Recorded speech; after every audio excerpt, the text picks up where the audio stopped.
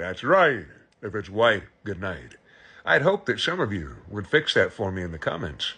The old saying is, if it's black, fight back. If it's brown, lie down. And if it's white, good night. But I challenged you to fight no matter the bear. And I told you, even against a polar bear, you could survive. Late evening, July 23rd, 2013. Matt Dyer went to sleep with bears on his mind. He had seen one on the hills above camp. The way that the tents were clustered together with an electric fence, a bear-deterring fence surrounding them, was a constant reminder that humans could easily become prey. When he woke up around 2:30 that morning, the first thing he saw, the only thing, was a silhouette on his tent wall. He yelled, "Bear in the camp!" And then it dragged him into the animal world. It was biting his head through the tent, and he covered his head with his hands, but it kept mouthing him, crushing his left hand almost completely and tossing him around like a dowel.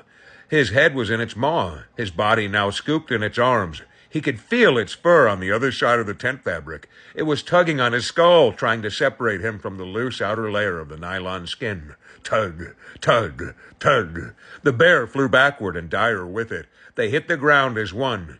He felt a sudden sharp pressure in his chest. That would be his lung collapsing. His jaw cracked in the bear's jaws, and now it had him clean by the head and was galloping towards the beach. The land went by. His eyes were fixed towards the bear's rolling abdomen, a convexity of wet, creamy fur. It's taking me into the water, he thought. That's what it would do with a seal. It wants to get away, wants to get me away from those people. The bear was exerting itself tremendously now. It huffed hot exhales of breath that flowed over Dyer's nose and ears. The stench of dead fish felt thicker with each of its breaths. Any moment, lights out. You are going to die. A bone cracked in his skull, or maybe it was his neck. There was no pain at all. He took this time to think of his wife and to pray. The bear huffed harder. It was struggling with him. It wasn't its natural prey.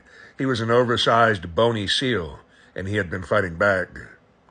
He felt the breeze off the water and told himself that he was about to die.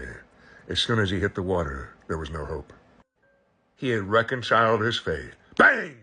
A flash tore through the sky, and he was dropped onto the grass. He heard a voice in the distance. Where did it go? He couldn't move. He couldn't turn to look. There were giant footsteps somewhere off behind him. He was covered in a clear, gelatinous, fishy-smelling goo. It was gobbed in his hair and streaking the length of both arms, saliva. The footsteps got quieter, then louder. Somewhere at the edge of his vision, another flash lit the sky. The footsteps went silent.